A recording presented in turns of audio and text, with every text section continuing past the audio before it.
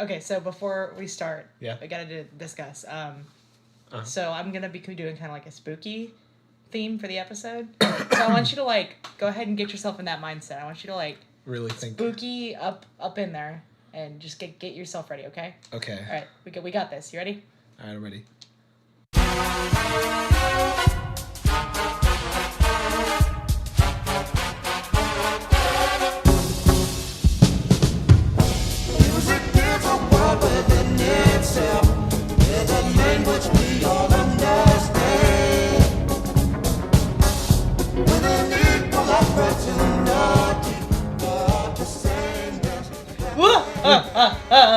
Welcome to Neighbor Knows, Yeah. a sibling's guide to simple syncopation. I'm your co-host, Count Dracusam. Me, Jake, other host. You know, that's not where I saw that one going, but yeah, welcome to Neighbor Notes. It's good to be back with you all again in the spooky month. So spook. Yeah, it's so spooky. Because I'm scared. Yeah, because this is the month where the Halloween is. Spooky. What are your plans for Halloween, Jake? I'm gonna sit down. Okay. Anything else? Not entirely.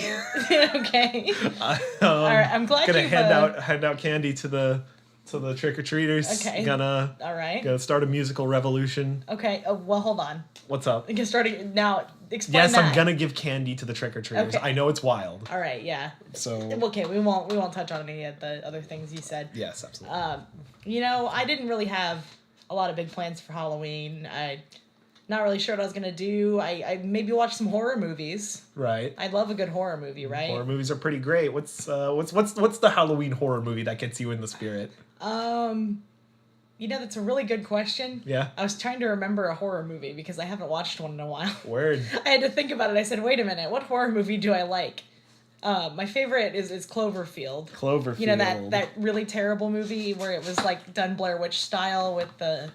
Yeah, I never saw it. I love that movie. I have it on DVD. I may watch it. I have notoriously very bad taste in movies. This is... Everyone who knows me knows this. Yes. But...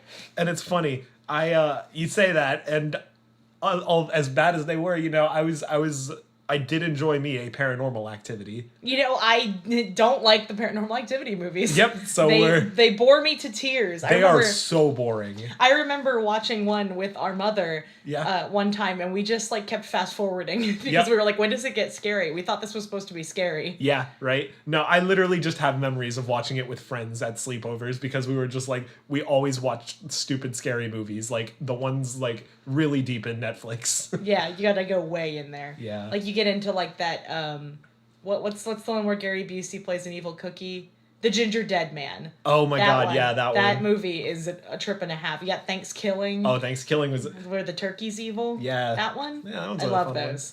Those are real good. I've watched a bunch, I don't remember the names. Now, do you have any idea why we're talking about this? Something really spooky happened in music, and we're here now. Well, we're going to go kind of more of a theoretical angle than necessarily a history angle, because this one doesn't go back super far, but we're going to talk about the music of horror movies. Oh, okay. And sort of the principles behind it and a little bit of the history of it, because it does go back, the first films weren't made until the 1800s, and so you still go back a little bit, but it's not like other music where you can go back to the dawn of man and figure out when they beat sticks together and that realize, made a sound. And this is the one thing that separates us from the beasts. Of course. We have technology. I guess, yeah, you could consider it that. Hey man, anything new is technology until it's not. But anyway, so horror movie music is interesting for a few reasons. First of all, a lot of it is super iconic, and people know it immediately. If you talk about, the soundtrack from the movie Halloween, people immediately know what that is and know what that sounds like. And nowadays, you talk about Stranger Things, and you think, oh, I know the theme song for that. And it becomes ingrained in the material and ingrained in the culture, and it's really important to the material, the original movie, that the music be there. But why? So let's talk a little bit about just the concept of scary music. Scary music. Okay. Yeah. So when I say scary music, what do you think of? I think of, believe it or not, I think of silence, and I think of spikes, like hits, very spaced out chords and hits. Okay, yeah. There is some things that use those elements that we'll talk about a little bit later. But the manipulation of sound to make something sound scary, it has a deep history, and we've for a long time been trying to figure out what is scary. And a lot of the reason that people think that certain music is scary is just because of the original connotations associated with the music. Like you think about the Dies Irae. Yeah. That classic Gregorian chant. It was what it originally was.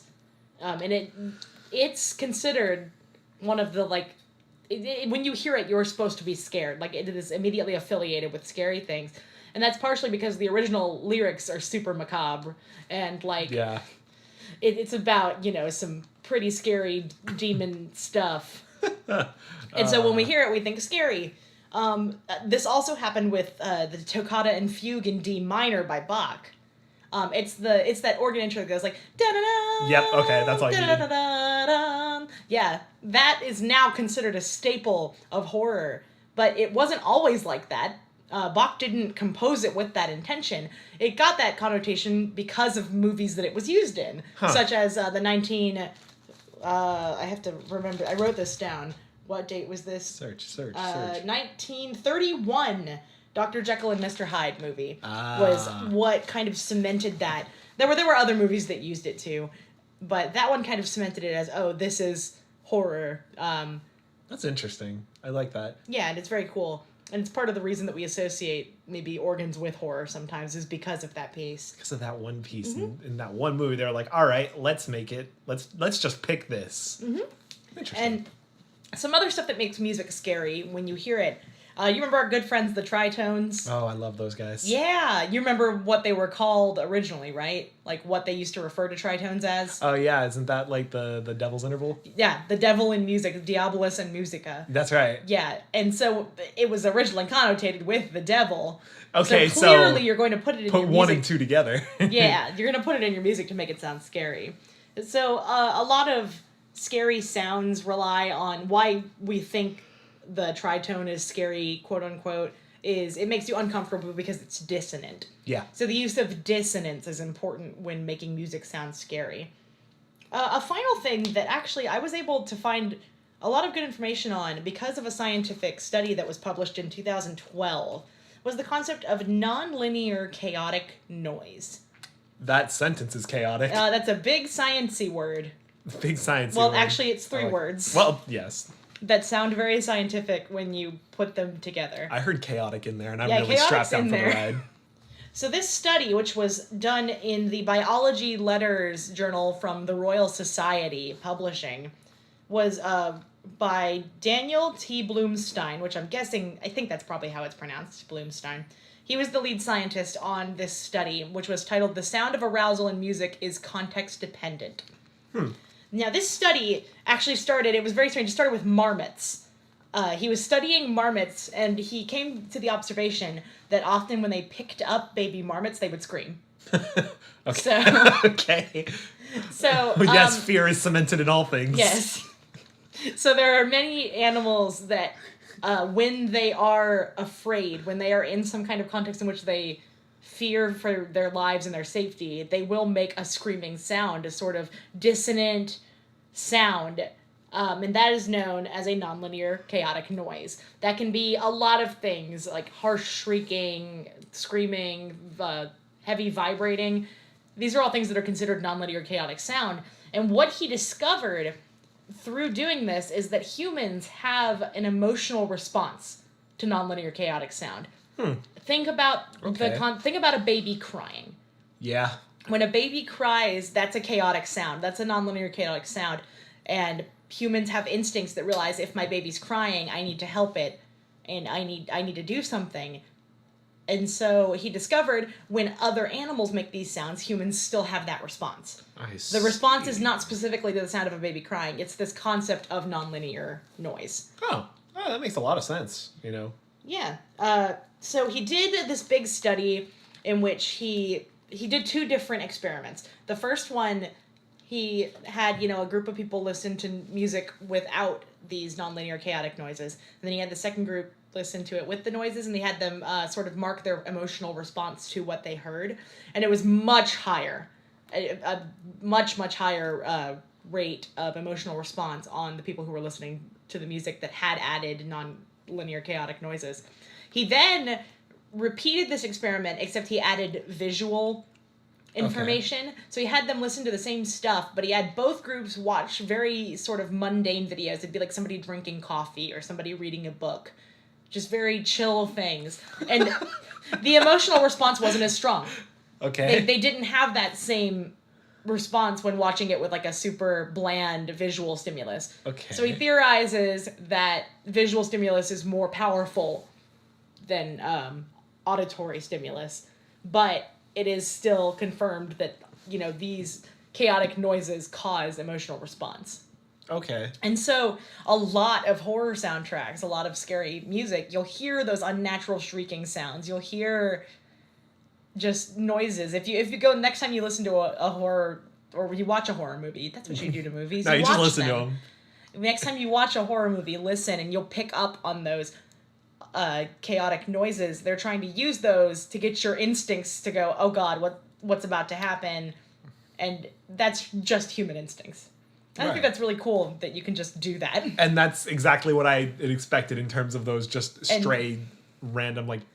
Yeah, hits. And you hear it a lot more nowadays. It's easier to make those kinds of sounds with electronic music-making devices like synthesizers and computers. You can make sounds that maybe you wouldn't be able to naturally produce, or that it would be difficult to naturally produce because you've got a computer to do it. And so those are a cool thing. Those are really cool, yeah.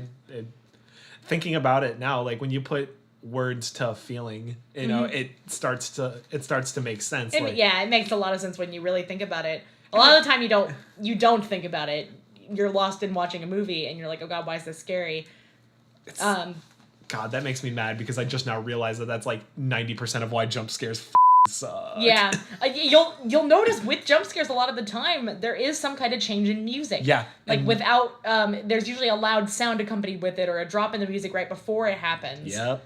And that's very important to the impact of it. If you take away the sound from that, it doesn't have the same impact. Yeah, that's why sometimes when I'm like when I want to watch something scary, but it's like I'm really not feeling it, and like I'm using headphones, I'll just take the headphones out. You just mute it. I've been known to do that also. Yes, okay, good to know. That's not... Yeah, when I'm watching like people play through scary games, sometimes I'll just take... Or I'll, like, oh wow, this part's turn getting down scary. The sound like till I can barely hear it. Yeah. I do that a lot. I do that too. So putting a phrase to a feeling, that's really cool. So let's go back a little bit into the history of horror, because you're thinking, now that we've talked about this, you think, why is music so important in a horror movie? And it has been important since movies first started, because if you think about it, the first movies made in the 1800s and the early 20th century didn't have sound. That's right. The original black and white silent films were named such because they did not have a way to put sound in the films. A lot of the times, a live orchestra would perform music to go with the movie while it was like airing in a theater, so that you had that same effect. I actually didn't know that. Yeah. Because they didn't have a way to record and play the music, and so they just did that. They just hired an orchestra. They just had musicians to play while the movie was playing. Oh, that's so cool. And there were people that was their job. That's a sick job. But because of that, we don't have the original scores for a lot of very old horror movies. Like, if you go back in history, what a lot of people consider to be the first real horror film that was like made as such was called Le Manoir du Diable, which is French for The House of the Devil. Okay. I heard devil in there. It was made in 1896. Okay.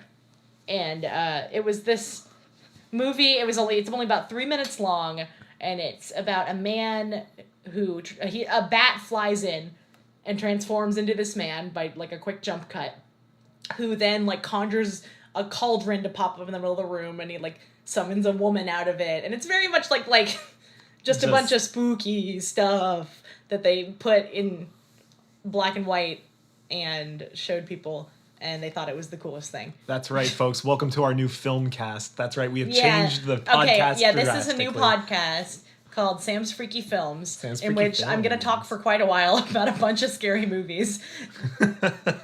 Some of which I've seen, some of which I've not seen. I'm not a big, silent film buff. I haven't, watched a whole bunch of them. I have friends who are that kind of person, Oh, yeah? and that's just not me. No. But I did just read about a bunch of them, so Oh, cool. I feel like I'm qualified to be doing this new film podcast, Sam's Freaky Films. We're glad a to podcast have you within here. a podcast. If we're gonna go, if we're gonna go that angle. I mean, it can work. Just Yeah. needs some refinement. You know? I think if we're gonna go segments on here, we got to think about them a little bit more. That's true. I I just feel popped this that is up. too I off. just- This I is too off the literally- cuff. No, this is still a music podcast, and we're gonna go back to talking about music. The reason I brought up that first horror film was because the score to it, the original score is probably lost. There's probably no way. I looked up a Unfortunately. few, YouTube videos that people showed the original 3-minute movie. And there was music on them, but it seems to be, people have composed music later to go with it that fit sort of the film itself. Right, Based but- on what would have been played at the time.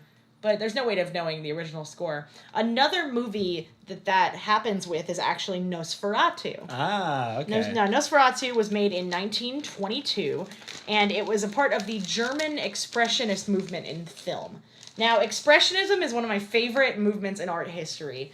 I actually learned a good bit about Expressionist film in my theater history class in college, because film, derived pretty directly from theater. And when you're talking about the history of these movements and their impact on theater, you have to talk about film as well. Right. You can't I'd talk about it expect without as talking about much. film, especially in the 1920s, in the advent of film.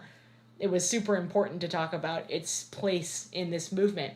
So Expressionism was showing the world from a strictly emotional perspective. So they took everything and they wanted it to be completely subjective. Not objectively stated, it's a fact and it's clear and plain. They wanted things to be from their own perspective. They wanted all the emotions to be incredibly exaggerated. And so they would use these huge exaggerated shapes and lines and curves. You can see it in art, you can see it in architecture, and you can see it in the film.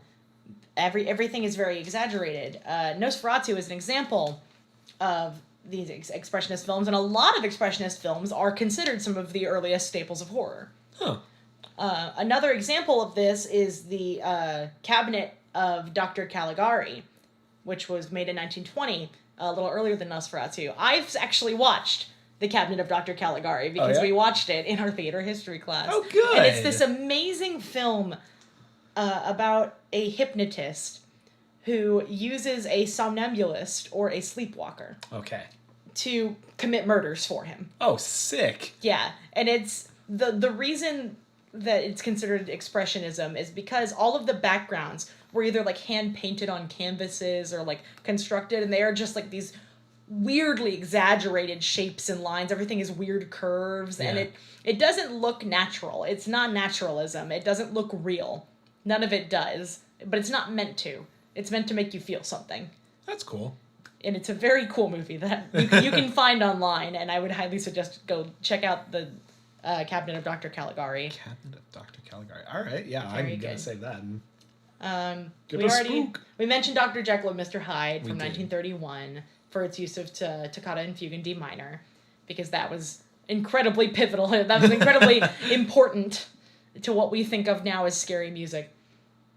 The next sort of big example of incredibly important to horror movie music that I have is the 1960 film Psycho. Oh, yep. And that's why when you said that at the beginning of the episode about silence and then sharp noises, Yeah.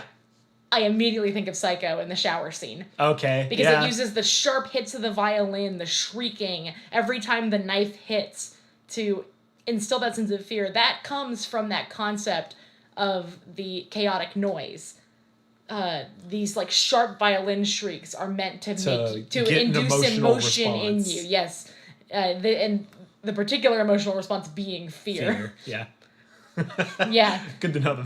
Good to know. If a horror movie's trying to get some other emotional response from you, maybe it's not a horror movie. We gotta come up with different emotional Though I feel like I moves. did cry when watching A Quiet Place, because that was just a really good movie. That was a good really movie that was almost ruined by my good brother. Who Oh, please. Please. Thank you. Welcome back to our film cast. Welcome back to our film cast. We're going to talk about the movie A Quiet Place because Jake did a big goof once. I did. I messed up really badly. And because I rented the movie to watch with him, my mother, and our stepfather. And the movie started, and I had kind of forgotten that it was mostly subtitles because it was mostly sign language. And so the first subtitle comes on, and my mother reads the subtitle aloud. My brother then says, "Yeah, Mom, I can read. Our stepfather is blind." Our stepfather's blind. He's blind. He's blind. And he seemed to forget that I did forget for a moment, and we had to pause the movie because my mother fell out of her chair laughing. She fell onto the ground because she was crying laughing because Jake forgot our stepdad is blind.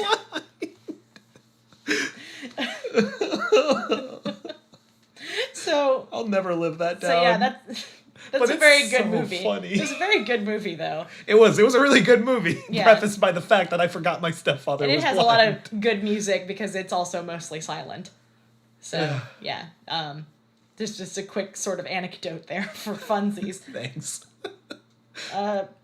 So the next big example is the movie Halloween. I mentioned it earlier. It was a movie from 1978. You know, Michael Myers, one of sort of the staples of horror, like Halloween. There's like 3 characters I think of in horror. That's Michael Myers, Freddy Krueger, and Jason. Yeah. Yeah. I knew that's You right knew where you that. were gonna go because that's where everyone goes. Those are the Exactly, three. because it's just well known. That's the most common Halloween costumes you'll see. Exactly. Because people are unoriginal. True facts. So Halloween, the theme song, you think about the theme song and it's very much like the Hey guys, it's Future Jake. While editing this, I realized that I 100% hummed the wrong theme. I hummed the theme to the Twilight Zone, not to Halloween. Just gonna play that for you right now, but I'm still leaving the next part in because it's really funny to me that we messed up this bad. Anyway, enjoy.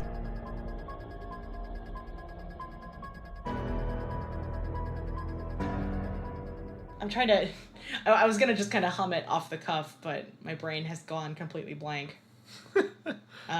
But it's got this repetitive sort of the piano tune. Yeah.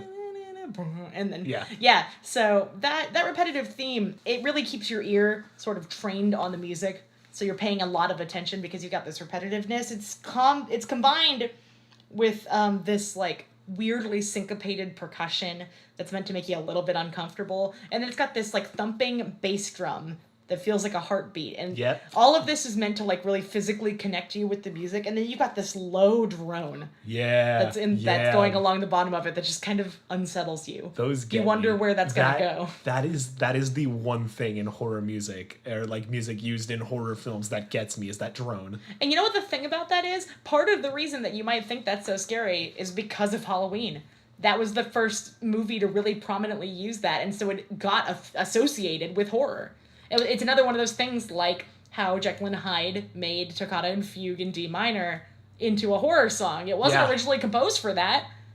I mean, it's just the association of what it was original, or what it was made for, is starting to ingrain itself in our heads to the point where like we can't imagine it without it. Yeah, and like a continuous droning bass is not inherently scary, but when it's paired with other things and other stimulus, it gets that responsive fear. Yeah. So Halloween leads us into the age of synthesizer music in horror movies, because it was when the synthesizer was sort of first invented and made publicly available for use, and it made it a lot easier for people to compose and make their own music for movies. Okay. Because originally, you had to have an entire orchestra to make music. But now you have these synthesizers that can simulate the sound of instruments in your home. And so you can make these detailed soundtracks without having to hire an entire orchestra. You can do it yourself. Thank goodness. And it changed everything. Didn't have enough room in my living room for a huge orchestra. Yeah. finding all those musicians, and then they got to sit down for so long. And that didn't mean, you know, orchestras didn't die, because there's a difference between music recorded by an orchestra and music you get from a synthesizer. There's, like, things you just can't get. Absolutely, yeah, no, I can. But there's also talk things about that you all can day. only get with a synthesizer. They both have their benefits and their, like, costs, but it depends on what you're going for. So, these synthesizers in the 80s created a lot of iconic music that we know today in horror films, such as the Halloween theme. And also, if you think of Nightmare on Elm Street, if you mentioned Freddy Krueger earlier, the 1984 film was composed by Charles Bernstein. And it's important to note Charles Bernstein. There's a few Bernsteins in the musical world. We're talking about Charles. Charles, of course. He used a few different synthesizers and drum machines to make the soundtrack for Nightmare on Elm Street, as well as some live music. There was a lot. And one of the coolest things he did was he processed his own voice through guitar pedals to give it, like, a unique synthesized sound. It was very That's really cool. Yeah, it was incredibly forward for the time, but considering this was still very new technology in 1984. It came to fruition in the late 70s, early 80s. And he did a lot of cool things with it. And we still know the music today. Now, all of this was very iconic, and you see it in a lot of horror films, like Prom Night. There's a whole bunch of films that use, like, cheesy synthesizer to make their beats. Nowadays, when we think about it, we think about it in pop culture, because there's this huge wave of 80s nostalgia. Oh, yeah. Especially in horror. Like, when I say 80s nostalgia in horror, what do you think immediately? I think of, right now, the new season of American Horror Story. American Horror Story, yeah, right at this moment. Which, you know, it's actually kind of funny. I didn't really look into that at all. Partially because I haven't watched it yet, and I don't want spoilers. Word. But partially because I just completely forgot about it. Right. We were just talking about this the other day, me and Dad. Yeah. Yeah, I totally forgot about that. Yeah, so American Horror Story. Now, okay, so what's the second thing you think of if I say 80s nostalgia and horror? See, that's... Right now. Right now? Mm-hmm. I mentioned it earlier. You did. Yeah, it's another series.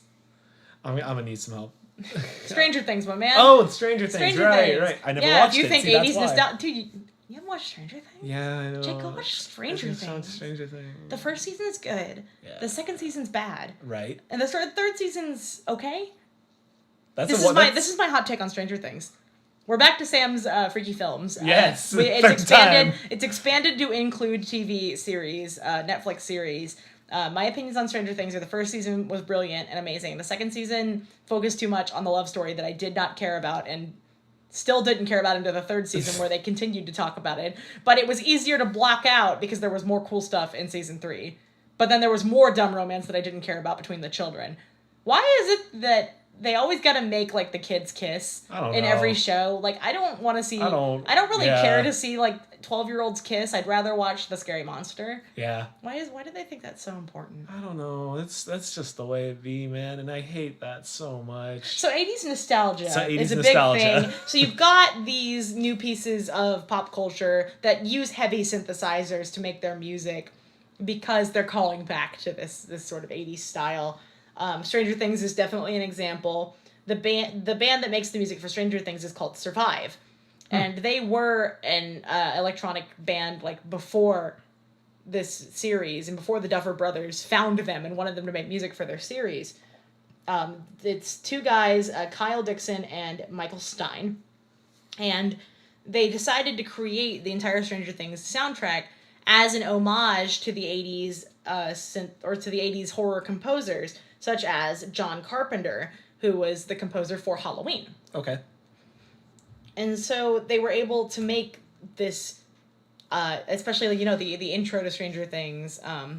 You get really big Halloween vibes from it because it's got that synthesized overlay and then the low drones underneath it.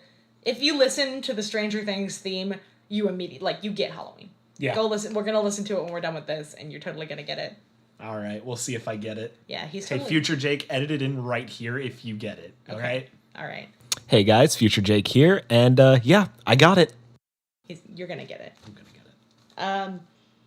Another thing, this is from 2014, the movie It Follows. Yeah, I saw that one. Yeah. You know, it's funny, I didn't. I still haven't seen that movie. Really? Yeah, I want to watch it. I totally forget where I watched it, but yeah, I've seen it. But yeah, that soundtrack was by a band called Disaster Piece. And Disaster Piece. I like that. Yeah, it's a very good band name. It's very. I think it's actually just one artist who goes by the name Disaster Piece. It's not a band. It's Still, one guy. I enjoy it. But he was a composer for video games before that. He wrote a lot of music for video games. If you know the game Hyper Light Drifter, Yep. he wrote the music for that. Nice. And so, Love that. The guy, whatever the name of the guy who directed It Follows is, I do not remember. He had heard his music in video games previously and thought that it sounded very good and recruited him to make music for It Follows. And he uses the synthesizer in the same way that they did in the 80s to sort of give the same vibe because that's when the movie is set.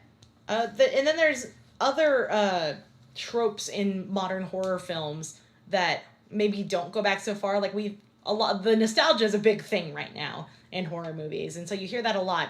But there's one other trope I kind of wanted to explore in horror movies lately. It has its origins all the way back in Nightmare on Elm Street, and that's the use of children's rhymes and songs in horror movies.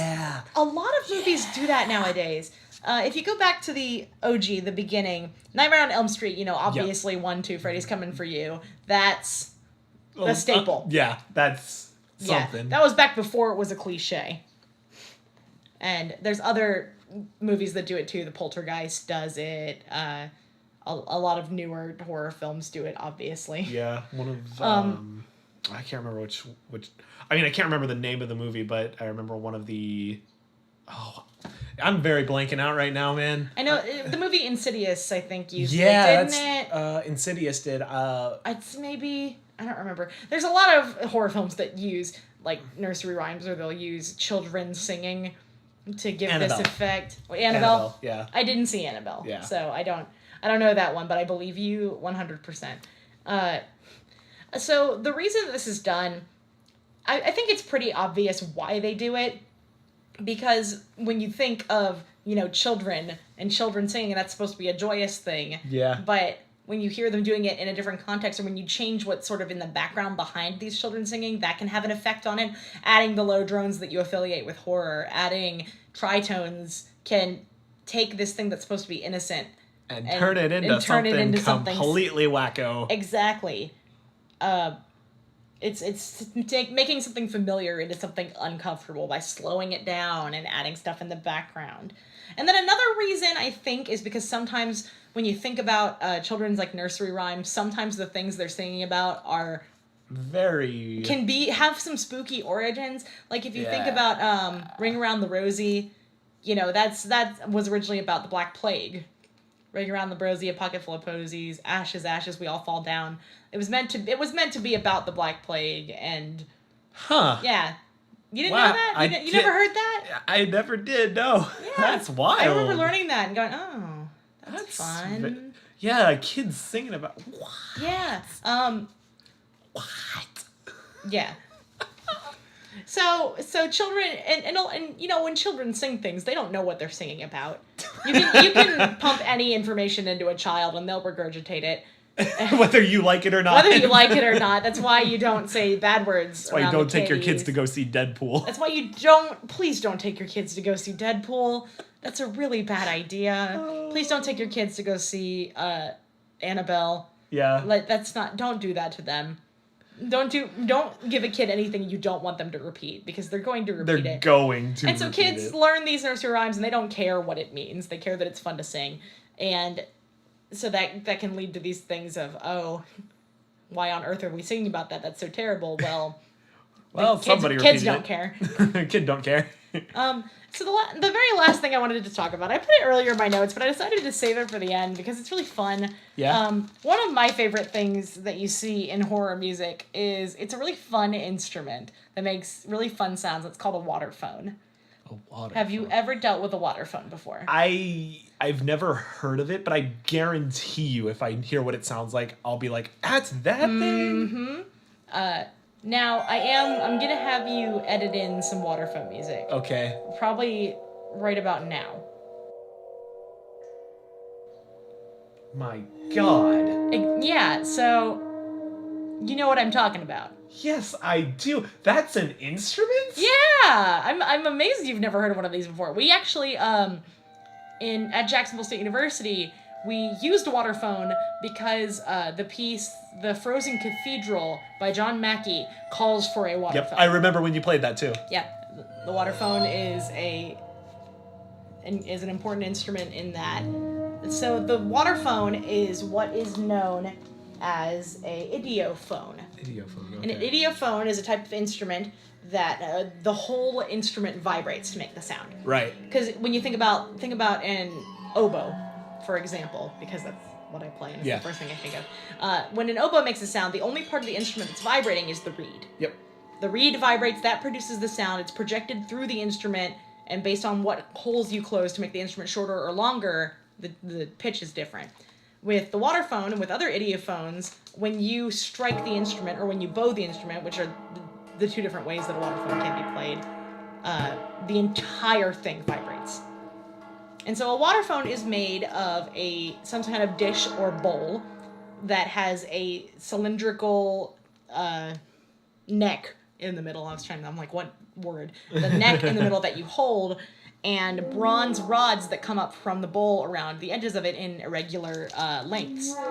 And often you'll put water inside of the bowl so that it gives the sound of the water to the reverberation. It was inspired, the man who invented the instrument saw people using drums that were the heads were submerged in water to create a unique sound, and that's what inspired this instrument. Oh, that's really cool. It can make a lot of different sounds depending on, like I said, it can be either struck, usually some like soft rubber mallets or what you use to strike it with, or it can be bowed. You can take a bow for a violin, a bow for a string instrument, and bow along the outside, and that's what gives you that iconic noise that's associated with suspense, that's associated with fear. Huh. And I always just thought that was some clever Foley work of some kind. It's literally just an instrument called the waterphone. God, and I love them want one very much. I want one. The waterphone is used in a few very popular. It's used in a lot of popular media, and even it's used a lot in films that aren't horror films too, because sometimes it can give you sort of a reflective feeling. It depends on what context. It's used, the context it's used in, and what else is being used at the moment. So some examples of famous films that use the waterphone in their scoring. The Poltergeist uses a waterphone. The movie Aliens prominently features the waterphone. And then The Matrix. Which I wouldn't consider a horror movie, but I just kind of wanted to throw it in there. It's about the horrors of society. And that is a horror movie in its own right. The horrors of Keanu Reeves.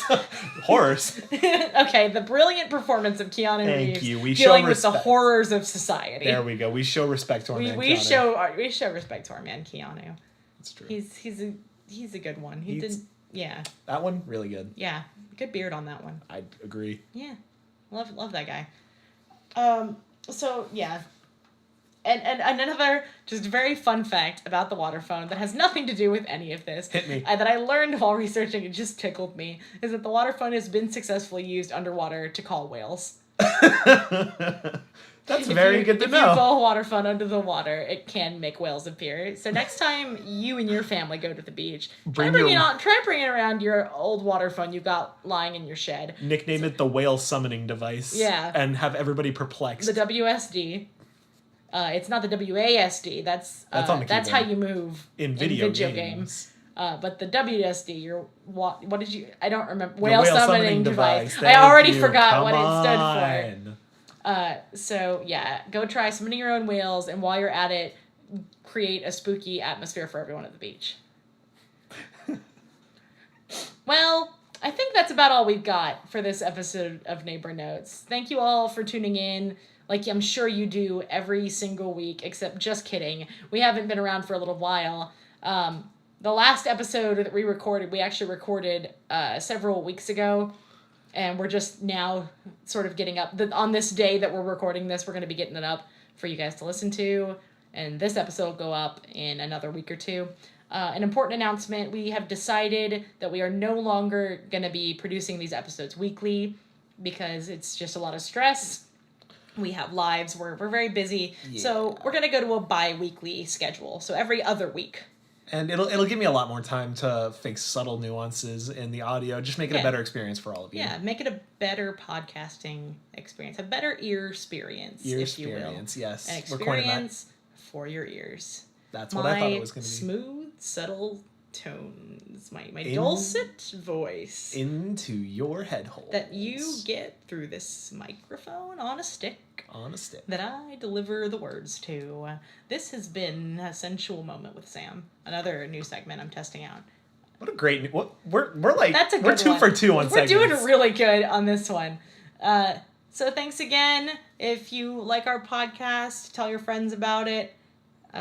Subscribe to our YouTube channel. Follow us on Facebook. We are Neighbor Notes. At Neighbor Notes on Twitter.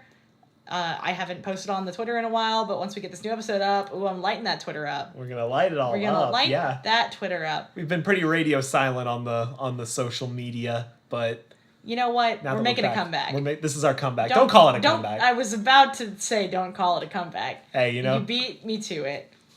We're siblings. That's that sibling energy. Yep. That's that same room energy. Just sibling energy. At least your lights didn't do anything weird this time. Hey, we turned them off. We didn't even have the overhead light on this time. Take that, technology. We beat you this time. We win this time, but next time we may not be so lucky. Look out. So until next time, my name's Sam. My name is Jake. And support your local music programs.